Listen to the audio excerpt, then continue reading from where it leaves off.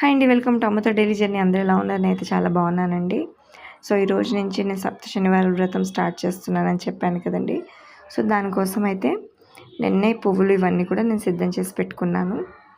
So మాల కోసం, అలాగే విడి పువ్వులు అలంకరణ కోసం కూడా ఇలాగా సపరేట్ చేసి పెట్టుకున్నానండి. సో అలాగే ఇలా తులసి పత్రి కూడా తెచ్చాను, అలా తులసి మాల కూడా.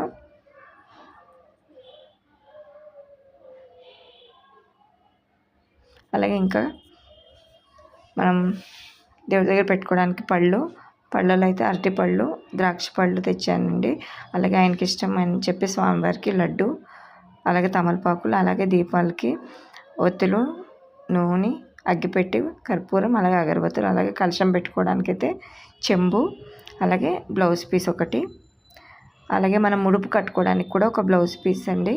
అది వైట్ కలర్ కానీ ఎల్లో కానీ, సో ఏది తెచ్చుకున్నా సరే వాటర్లో అయితే ఇలా పసుపు వేసుకుని మనం కాస్త అందులో పచ్చకర్పూరం వేసి కలుపుకోవాలి.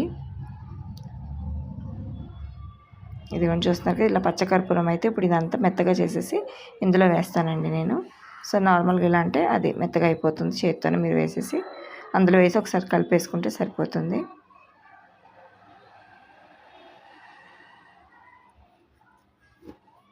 సో ఇలా ఇదంతా కూడా ఒకసారి మిక్స్ చేసేసుకుని, సో మనం ముడుపు కట్టే వస్త్రం ఏదైతే ఉందో వైట్ కలర్ కానీ లేదా ఎల్లో కలర్ కానీ అండి.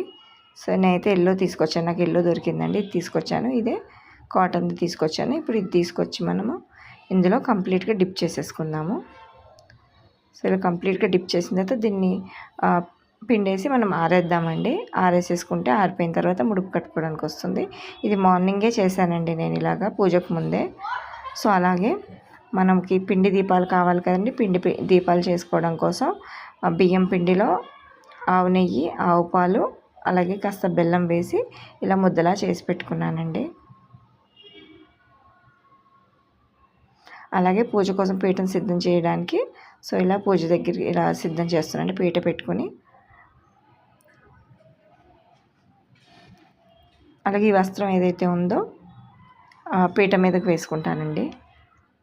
అంటే పీట మీదకి వేయడానికి తెచ్చాను, అలాగే ముడుపు కట్టడానికి కూడా తీసుకొచ్చాను. సో అలాగే నెక్స్ట్ కొబ్బరికాయ, ఇది కలశం మీదకి తీసుకొచ్చానండి కొబ్బరికాయ.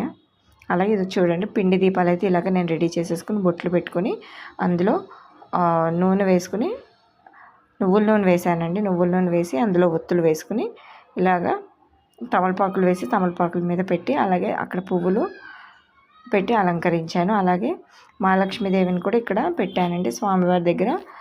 మహాలక్ష్మీదేవి అమ్మవారిది కూడా అక్కడ పెట్టుకోవాలి, మనం ఫోటో కానీ అలాగే విగ్రహం కానీ పెట్టుకోవచ్చు. అలాగే సైడ్లో ఇలా దీపం కుందులు అయితే ఇలాగా అలంకరించుకుని నూనె వేసుకుని ఒత్తులు వేసుకుని పెట్టుకున్నాను. ఇప్పుడైతే ముడుపు కట్టడానికండి. సో ఆర్థిక ఇబ్బందులు ఉన్న వాళ్ళైతే ఇలాగా డబ్బు అనేది అందులో పెట్టుకొని మనం ముడుపు కట్టుకోవాలి. సో ఆర్థిక ఇబ్బందులు తీరాలని చెప్పి అనుకుని, సో ఇలాగా నేను అందులో బొట్లు పెట్టుకుని, పసుపు రాసుకుని బొట్లు పెట్టుకుని డబ్బులు పెట్టుకుని 116లో అందులో పచ్చకర్పూరము, అలాగే జవ్వాది కూడా వేసానండి. సో సువాసన భరితంగా ఉండేలాగా చూసుకోండి.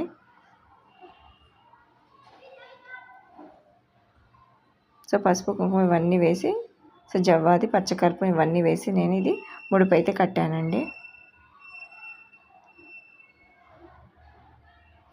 అలాగే అందులో పువ్వులు కూడా వేసి ముడుపు కట్టుకున్నాం. అక్షింతలు, పువ్వులు వేసుకుని ఇలా ముడుపు కట్టుకుని స్వామివారి దగ్గర అయితే ఇలా పెట్టేసుకోవాలి మనము. సో పీఠం అయితే సిద్ధం చేసుకుని ముడుపు కూడా కట్టేశానండి, కట్టి ఇక్కడ పెట్టేశాను. సో ఇప్పుడైతే మనము పసుపు గణపతిని అయితే చేసుకుందామండి. సో పసుపు గణపతిని అయితే రెడీ చేసుకుందాం. చూసారు కదా, ఇలాగా పసుపు గణపతిని అయితే రెడీ చేసుకుని ఇలా పెట్టేసుకున్నాం. ఇప్పుడు బొట్లు పెట్టుకుందాము. సో ఇలా పైన ఒకటి, అలాగే చుట్టూరు 3 పెట్టుకోవాలండి. చుట్టూరు 3, అలా గణపతి కాబట్టి గణపతికి ఇలాగా తల మీద కూడా పెట్టుకోవాలి. ఇలా సిద్ధం చేసుకున్నాను. సో ఇలా అయితే నేను ఇంట్లో చేసుకున్నానండి. ఇది ఇలా యూట్యూబ్లో పెట్టుకొని పూజ.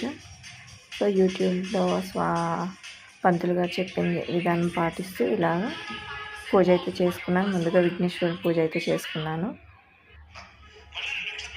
ఇలాగా పూజ అయిపోయాక సో ఈ పళ్ళన్ని అయితే పక్కకు పెట్టుకోమని చెప్పారు. సో విఘ్నేశ్వరుని అయితే కదిపేసి అక్కడ పక్కన పెట్టుకుని పళ్ళం పక్కకు పెట్టుకున్నాము. ఈ బియ్యము సో ఇవైతే పంతులు గారికి ఇవ్వాలని చెప్పారు అందులో.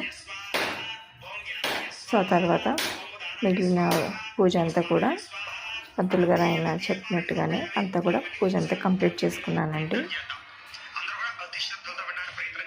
సో పూజ అంతా అయిపోయాక గుడికి వెళ్ళానండి, వెంకటేశ్వర స్వామి గుడి ఇదంతా కూడా. సో ఇలా 7 ప్రదక్షిణాలు అయితే చేశాను నేను. ప్రతి వారం కూడా 7 ప్రదక్షిణాలు చేసుకుంటాను ముందుగా.